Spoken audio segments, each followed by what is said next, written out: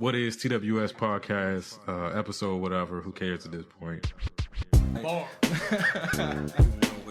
The rants of the vindicated. It's my podcast and I do what I want to. People, listen. Word, is it still live? It's not working for me, Rich. Like, we gonna keep going. I know I changed my voice at work. Bars on the radio. What is TWS podcast? One's ready. I feel like the Neanderthal. Staring at my watch and I'm feeling so new school. Suicide attempts, how many tries to take? They ain't ready. Yes, it is another episode of What is TWS podcast. Oh man, I guess we've been running with the episode, whatever, who's counting, but this is a big one. This is episode 40, midlife crisis type time. You know? Like, hey, we made it a long way, man. Like, Definitely. I'm excited about the whole thing. yeah, I thought we fell off for a second, but I fucked up the iTunes feed, so we wasn't getting our plays. And then as soon as I turned that back on, the people were still with us. So thank you to everyone who's rocked with us for 39, this being the 40th episode. Thank you to all the other podcasters who've shown us support and retweeted. I love that there's like this podcasting community, and it's not like a competition. It's more of, you know, you do something dope, I do something dope. Let's all win. Like, we all win. I even seen that hashtag out there. We all win. So yeah, shout out to everybody. Win, no matter what. All right, this has been a quite a rewarding experience. Just the people that I've met, the things we've been able to do so far. So 40 episodes.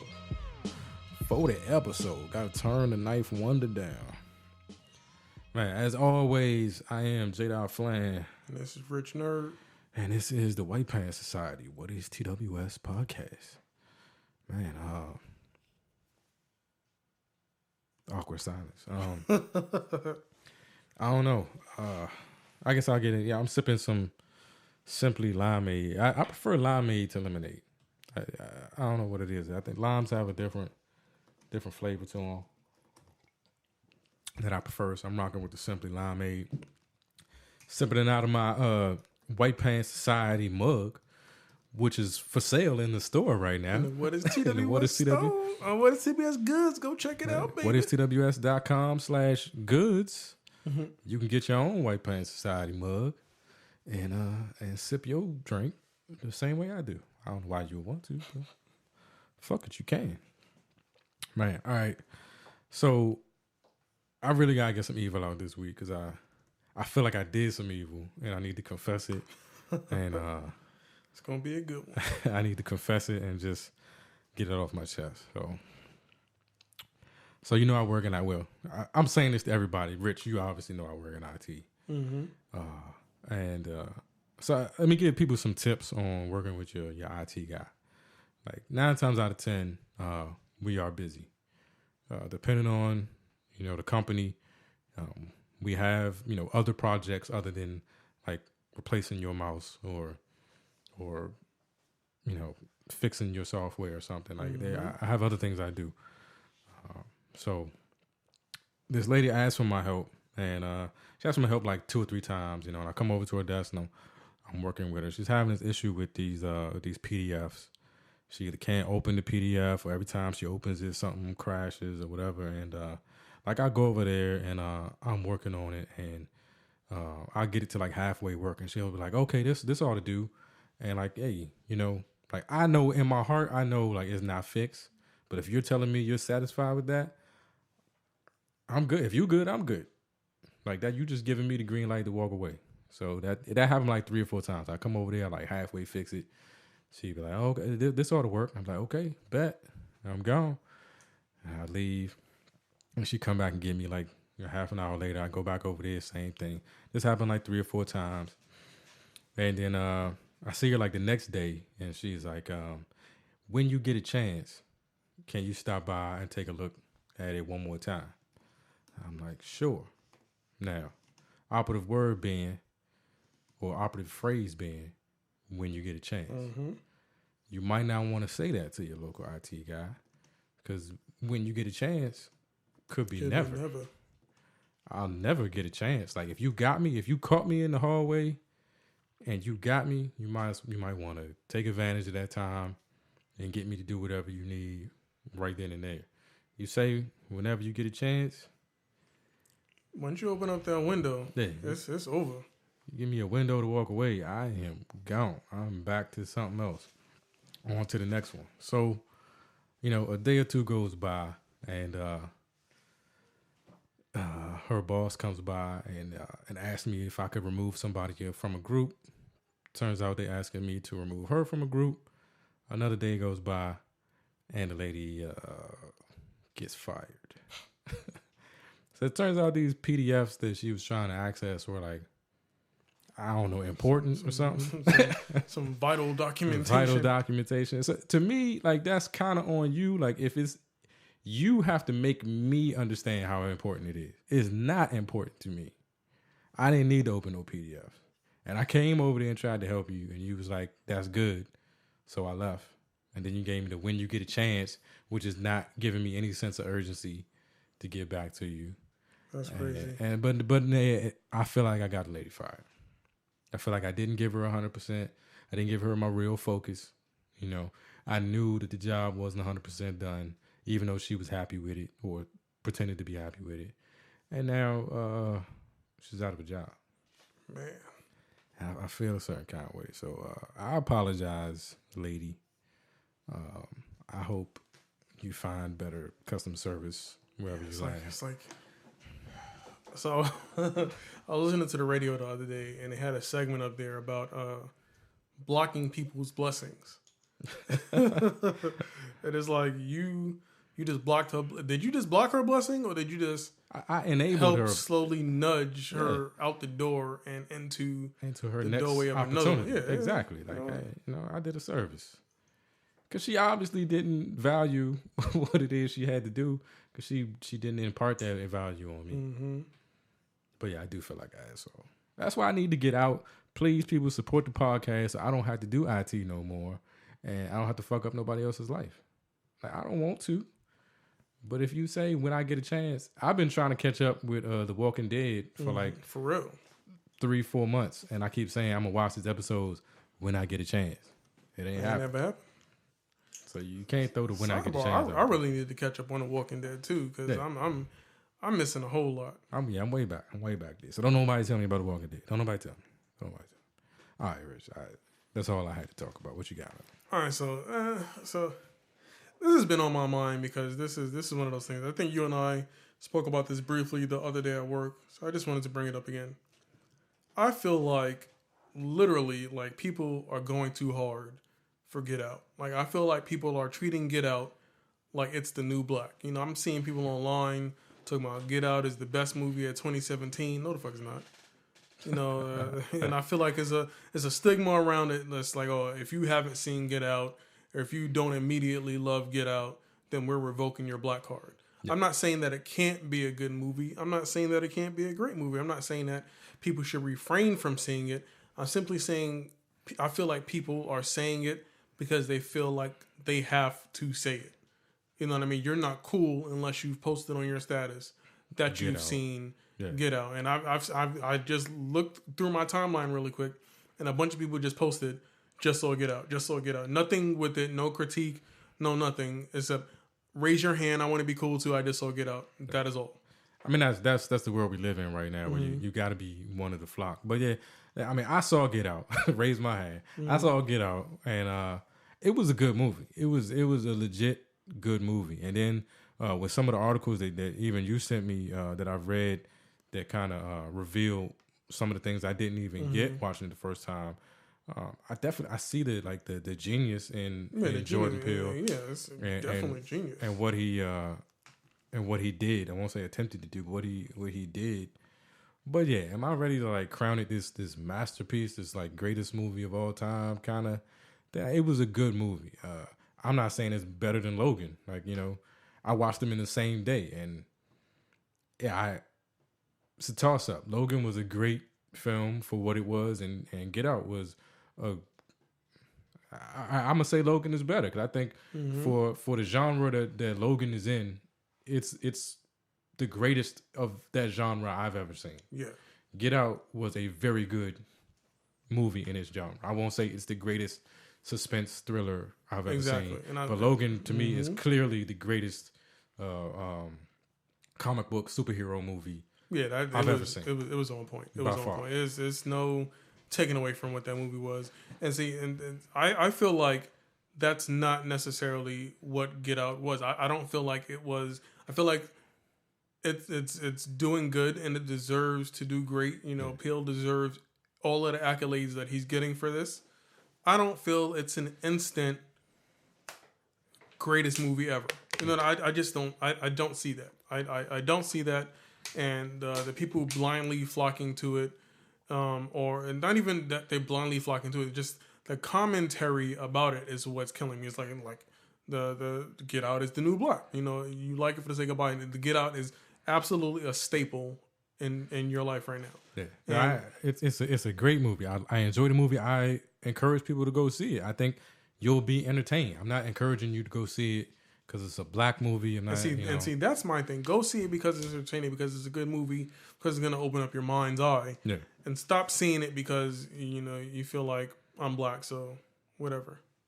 Yeah, it was definitely a good movie, and I think he brought up the topic of race in a unique, you know, sort of way, and exposed. Like, I think we talked about it before, and I said, like, what I liked about it is that it did racism. It showed racism in like one of its most common forms that we don't talk about. That really subtle, you know, what sport do you play? You know, talk about rap music around you. You know how you know that really subtle sort of, you know, not discriminatory, but clearly making judgments on you, you know, based on race. And I remember working at the White House and working at the White House and having a guy there that every time I saw him was like, "What's up, player? What's going on, pimp?" You know, would have his Jay-Z CD on his desk, you know, showing it off to me or whatever. And I'm a huge Jay-Z fan, but it just insulted me. Like, why do you assume I'm a huge Jay-Z fan? Why we never talked about music. I ain't ever come in here talking about what's happening, pimp, with you. Like, so why would you automatically assume you could talk to me like that? So sorry. So somebody just texted me, right? So I have it set up when I get my messages, they pop up on my Mac just because it's easier to type back. So anyway. Fanboy. Yeah, so anyway, so I just got a message.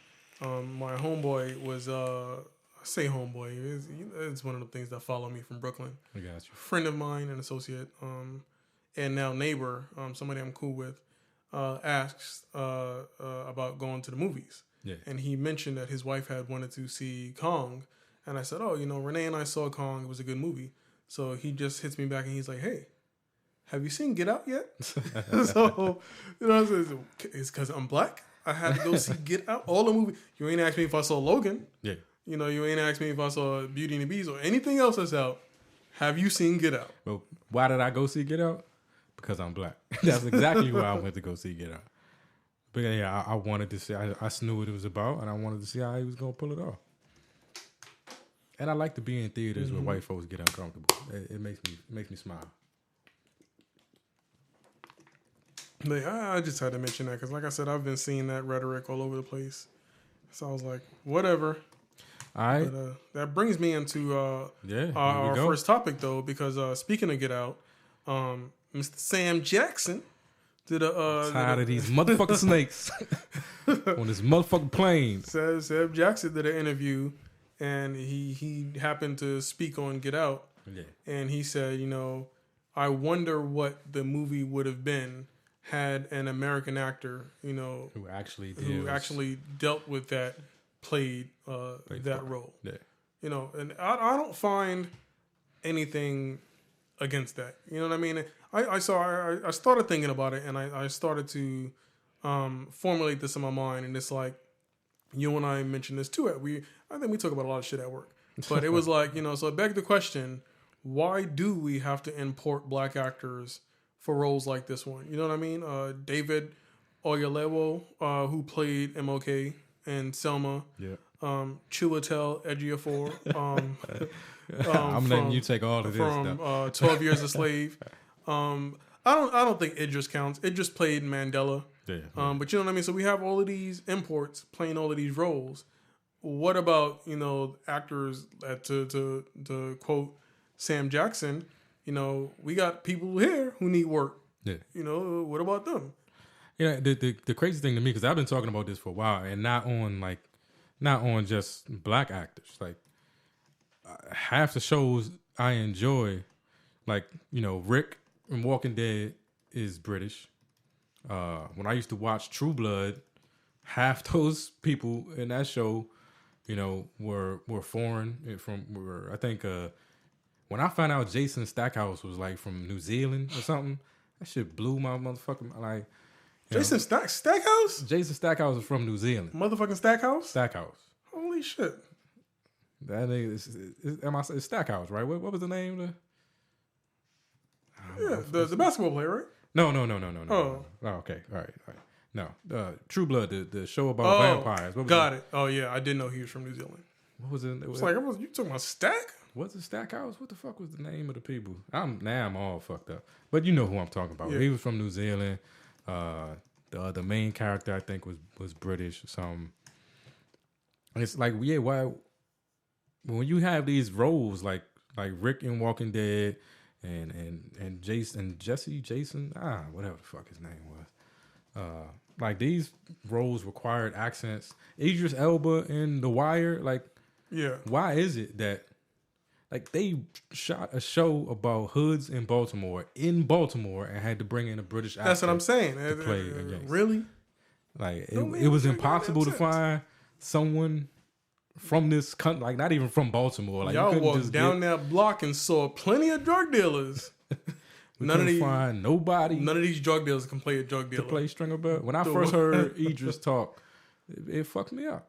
So I don't understand it across the board. Like I definitely get what Sam is saying. Like if you had a black actor who actually experiences, American, because I think American racism and the history of racism is different in this country. It's different. It's profoundly different. When you grow up in it, and it's just a part of you from day one. These motherfuckers give no fucks. In Europe and everywhere else, they will say, "I'm racist. This is racism. Deal with it." In America, they say, "I'm not hiring you because you're black, but have a nice day." That's not racist. That's me giving you my opinion. You're just crazy if you think it's racist. Yeah. You know what I mean? Stop gaslighting me, motherfucker. God damn. Admit the shit. Hey, so talking about movies in 2007 that was dope. I'm Not Your Negro. James Baldwin said, and they got a campaign now where like a bunch of actors are quoting James Baldwin and talking about Know Your Baldwin. And Sam Jack is in that one too. Yeah. But he was saying, anything that is faced can be changed, but nothing can be changed until it's faced. Mm-hmm. And again, like what you said, like that's the problem here is that people do racist shit and don't believe it's racist, and they get mad at you for saying it's racist. But it'll never change until the first step is to say, you know what, that was racist. And then once again, goes back to what you said all of those episodes ago, and I 100% agree, and this shit is sticking with me. If we cannot find a common frame of reference, if we cannot define what the baseline is, how the fuck we gonna have a conversation? Okay. If I'm telling you this is inherently racist, I am a black man, and I am telling you this, what you just did and said is inherently racist, and I'm offended, and you're telling me, no it's not. No, it's not. You're just sensitive. We can't even have a conversation because we can't even be on the same page. No. But yeah. So yeah, I do wonder. I do wonder what an actor that grew up in this kind of institutional racism would have brought to that role. I don't think there was anything. Again, I didn't know he was British until it was brought up. I didn't know he was British until you posted that thing of him next to Bud, and I was like, "Is that Bud?" And I had looked him up. Man, for a second I thought it was Bud. Then I was like, "No, wait, that's not Bud." And I was like, "Well, hell, I'm gonna post this shit anyway because I thought it was funny." You had me. Either way, it still made me feel old. Yeah, for 2 seconds you had me there. I say I feel old because I know who Bud is, but I grew up with Bud. Me and Bud probably around the same age or something. I don't know, but yeah, I felt old because of that. But could Bud have played it? What is Bud doing right now? Bud. Could Bud have played that role? Who else? What was the reason for casting him? Was it that he was, extremely dark skinned, or he wanted an actor we wouldn't recognize, or? Because I know I've seen him in something before though. I don't know. But I just wonder across the board, like, especially for some of these roles that require accents and are like region specific, like, why do we have to go get a British actor to play sheriff in Atlanta? I don't get it. I don't get it. With a heavy accent. But they pull off these accents though. He just had me fooled. You know, I'm from DC, and I never once picked up on the fact that Idris was British until I heard him talking to Lennox Lewis, and I'm like, the fuck? Did you just turn into My Fair Lady all of a sudden? What the fuck just happened? So it looks like they wanted to see Kong at 9:45. We saw Kong. Renee's not the type to go see a movie again. I wouldn't mind going to see a movie again as long as it was Logan and not Kong. But Get Out is playing at 10:50. I don't know if I want to go to bed that late with that many racial issues on my mind. That's like that's too much. It's a conversation starter. You got to have a conversation about it. I mean, you read some of the things that the Fruit Loops is gonna fuck you up. Motherfucking Fruit Loops is gonna fuck you up. All right, so it was some other stuff regarding that. Daniel Kaluuya, who played in Get Out, responded to Sam Jackson. His comment though was so back and forth. I don't even want to reread what his comment is. I mean, for the most part, I'll end that topic with saying, you know what? I can see where Sam Jackson is coming from. Should it matter, as long as the role is portrayed poignantly and it profoundly changes the way that the viewer receives, I guess, the message. It shouldn't. Yeah. But there's people over here that need work. I mean, I get what he was saying. Like, I just wonder. I wonder now. Not that I saw the movie. I thought the movie was great. I still think the movie's great. Did his comments, leave me with a sense of, how different would it have been if it had been an American actor who, like, what little subtle things could they have thrown in there or could they have at all? I don't know. All right, so I got to ask a question real quick before we go on to the next topic. So we're going back and forth. They want to plan this outing after this, right? Yeah. This for tonight? Do me and my fiance, who happen to be African American, I'm throwing this out there for context. All right. Want to go see Get Out with our two white friends? Man, you know what? I would. Like, okay, are these the white friends that I know, or these? Oh yeah, you know them. Okay. See, I can't say. Damn, it's a damn shame I can't be myself. I'm a fucked up individual because everything I want to say is wrong, and so I can't say it. But all right, see now, fuck it, man. Tired of living in these constraints. I feel like 12 years. Let me not say that. That's wrong. I'm about to say I feel like 12 years a slave because I'm constantly in shackles. But that would be downplaying slavery. That'd put me on Ben Carson levels. I don't want to do that. But I would have enjoyed going to see it with some white folks just for the conversation. If they do go see it, we should have them on the show and have a Get Out talk. Yeah, could be interesting with some white people. But I find white people fascinating. So we trying to figure that out, but that's on the side. So I don't know if you looked at the notes that I made for this episode, but so this I saw this the Joe's Crab Shack thing. Yeah, I saw that. So a couple, I forget where they were located at. I forget where they were located. I think they were in the Rust Belt somewhere. Basically, they go to Joe's Crab Shack, and they're sitting out at the restaurant looking at the menus, trying to order some food, order some drinks.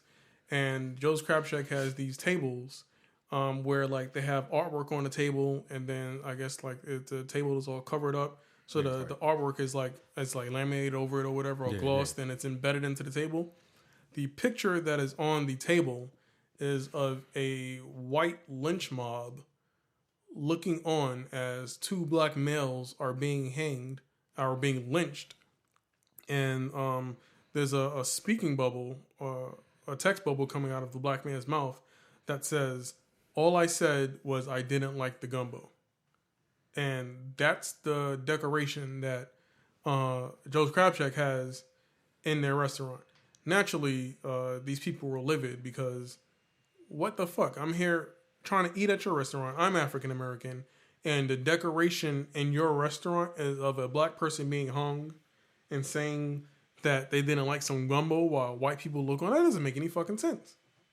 How does some shit like that even slip through corporate? It goes back to what we were saying earlier. Like this is the most fucked up part about racism in America is that they don't think it's racist. They don't think it's racist. Somebody just thought that was a joke. That's a funny joke. That's inherently fucking racist. Like what? This is one of those things that it makes you mad, and you kind of don't know what. Like you want to say so much, but you don't know what. A fucking black man is being lynched, and you're putting that on a table. He is being lynched because he said he didn't like the gumbo. You know what that tells me? If my fish and crab legs at Joe's Crab Shack don't taste too fresh, I better don't keep say that shit. shit to Keep myself. it to my motherfucking self. That's what that says to me. Hey, man, why it always got to be the places I like to do some fucked up shit and then I can't go back? Man, like, listen, I'm off of Joe's Crab. I don't even go to Joe's Crab Shack like that, but this shit don't make me wanna. Man, I'll be looking at those advertisements like, Shit you know, crazy. being an East Coaster, man, I miss some seafood. I gotta find some good seafood. Fucking Joe's Crab Shack. But you know, Yeah. when I worked at the White House, I hate saying that, like when I worked at the White House, but I'm just saying White House for context. I worked with one of the guys that brought in, like, you know, if they needed a chair or a painting or something, he did the procurement of those type of items. And they used to just order stuff. It would come in, you know, to his office, and then he, you know, get it set up or, you know, framed, mounted or whatever, and put it up for him.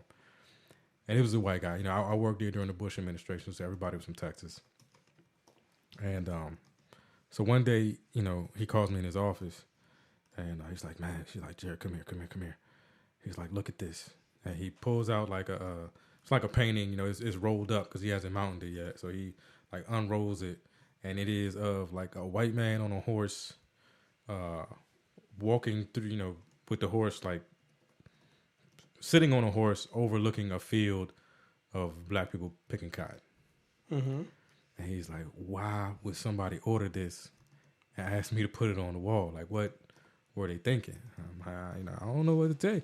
But there are a lot of people who just don't get it, who just maybe this is a historical picture or something like this. I'm sorry, but that's the way it was. Like, we were on horses and you were in fields. Like, that's what, you know, what do you want me to say? That's what I'm saying. It's that motherfucking shit.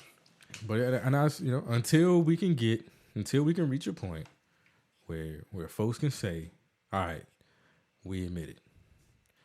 There has been and there continues to be racism in this country. There has been a system in place specifically designed to discriminate and oppress people of color. And until it is openly admitted, it's not going nowhere. Not going anywhere. It's not going anywhere.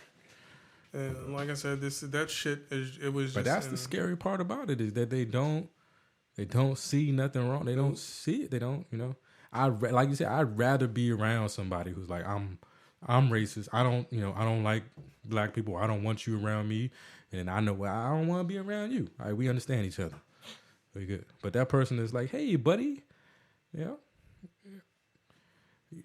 did you get your welfare check this week? Like that dude. Retarded. That's the one I can't stand. All right, so speaking of stupid shit, Is your mama taking her insulin? speaking of stupid shit and shit don't make no good goddamn sense. Have you heard about this shit? This motherfucking guard at corrections officer at fucking Rikers Island, fucking around with inmates, got caught fraternizing with inmates, sneaking contraband in or whatever. So she got placed on restrictive duty or whatever, no direct contacts with inmates. Somehow she beats that. They put her back in Gen Pop, hosting people, like taking care of the inmates or whatever. One of the inmates, she snuck a cell phone in for him.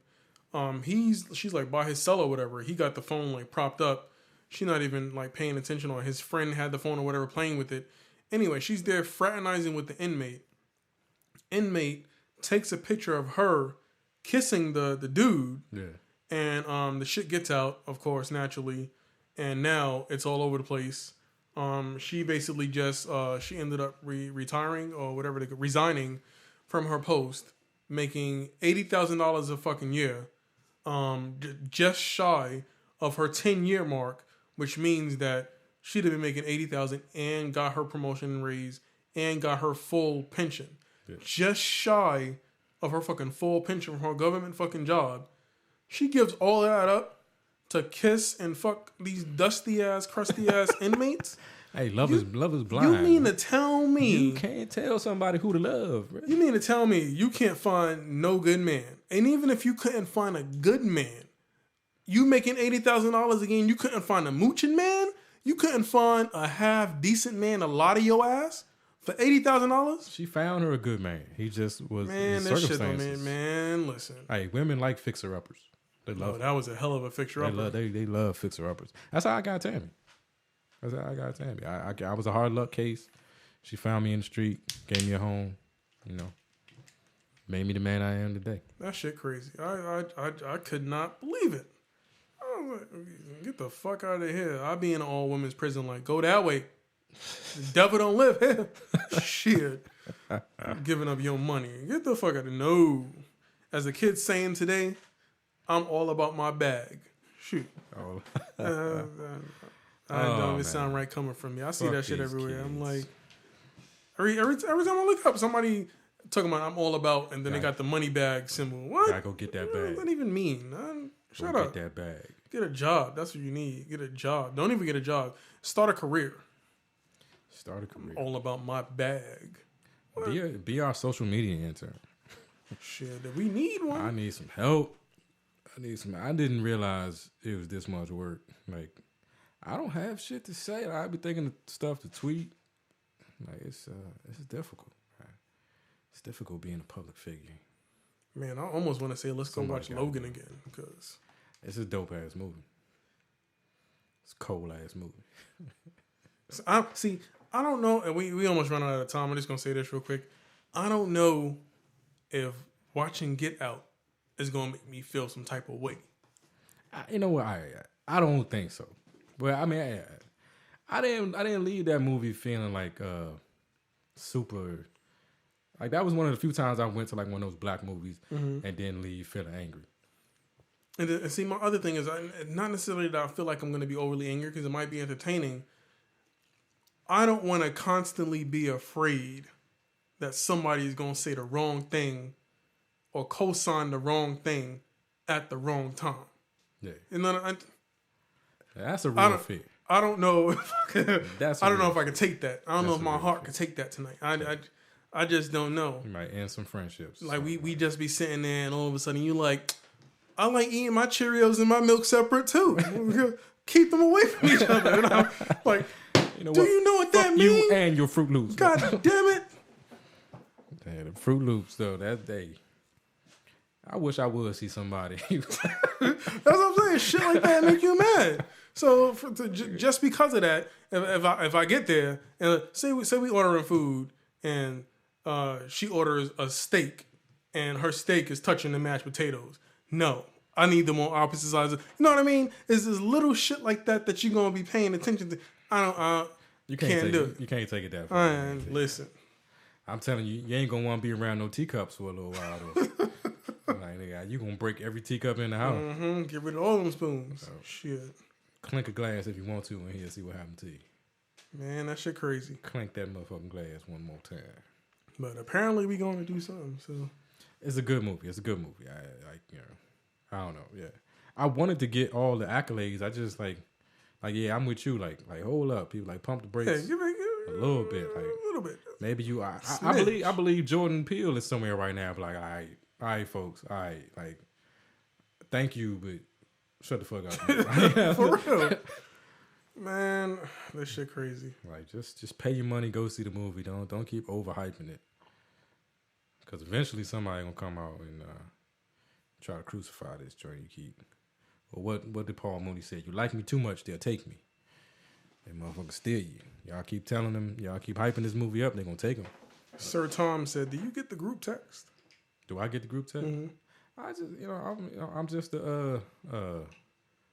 I'm a quiet person. I wait. I interject. I let y'all have your conversation. Sometimes y'all. Because he's been talking to you. That's why. Oh, okay. He's been having a whole Jared conversation, and he's like, "Jared, get these." My phone is nowhere near me right now, but I don't know. And y'all nerd out sometimes. I let y'all have your little Mac conversations and shit like that. Fanboy sessions, and then I jump in every once in a while. Like, hey, if we going out, I'm ready to go. Because I was serious about Saturday. I was ready to get out the house. Man, I was ready too after I dropped off Renee. I was like, come on. What everybody doing? Let's go. I finally got the okay. Yeah. I had to put some work in, but I got the okay. Yeah, I did. I had a nice daddy day with the baby Saturday. Got out to the hair lounge. Shout out to Drew. Got out there, got my hair cut. I see Caesar was out there. I don't know if we must have missed each other. We must have either got in there before I did or after. I don't know. Caesar just went to Drew though. Yeah. Got the OD beard hookup. Drew? What's good? I know. I heard you're not. You're not accepting new clients. Can a brother get a cut? I need to get on the guest list. Like I need to get on the Drew cut list. I'm sure somebody of yours had to cancel. I'll pay cash. Damn, I need a cut. It's cash only transactions. Man, everybody talking about you got to go to Drew, but Drew not accepting people. Why the fuck you keep telling me to go to Drew if Drew not accepting nobody? Shit don't mean a goddamn Caesar. Yeah, like I think is Drew pulling like a Supreme? Is he pulling like a hype beast thing? Man, I don't know, but this shit crazy right now. Like if I'm saying I'm not taking no clients now, everybody want to be my client. Shit got me upset. I think Drew is pulling the Supreme. We gotta figure something out. I'm done with the high ground and like I'm not exploiting people and I'm not gonna pull no dumb shit. I done had a store up for several months now trying to sell people shirts. Ain't nobody bought the motherfucking shirts. Gonna make them limited edition. Nah, we about to make them limited edition. I'm about to go there. Y'all didn't hear that. All right, but yeah, that's we just dragging on at this point. I think we'll cut it. It's been another episode of What is TWS Podcast. Baby. As always, ttcharities.org, Tavares Taylor Charities. Please check out the website. Donate if you can. Money, time, clothes, food, books, toys, whatever it is. Or retweet. Whatever it is you can. Just share the message, share it with a friend. Flint, Michigan. We still at 3 years plus without clean water. Unacceptable. Let's get together with organizations like TT Charities and let's fix this. Man, help me out. You just said his name. My boy Melly Mel, Jamel Crothers. Yeah, definitely. Just released his fourth book, America Under Mind Control. If you haven't heard of him, look him up. Go on Amazon and just research the book, America Under Mind Control. All 4 of his books are up there. Books on poetry, books on social issues, dealing with injustices in America, and just basically shedding light on a number of different things. We're working with Mel now so we can get him on an episode so he actually can go more into depth and explain some of this stuff to y'all. But definitely check him out on Amazon. You won't be disappointed. Yeah, but with that said, people, be the light. Thank you for listening. 40 episodes in. Much more to come. We're going to get the YouTube channel pop. I know I've said that for like weeks now, but it is coming. We lost a bunch of episodes trying to do the video and audio, so we went back to just purely audio while we rethink that whole concept. But I think we got a concrete strategy. So the video and audio is coming, and I got plenty of ideas. We're looking for great ideas. If you have ideas for content and you just want some backing or a sounding board or whatever, if we can collab with you, let's do it. We're looking for ideas for content. We're looking to produce some original content and do some bigger and better things. We here 2017. Use us.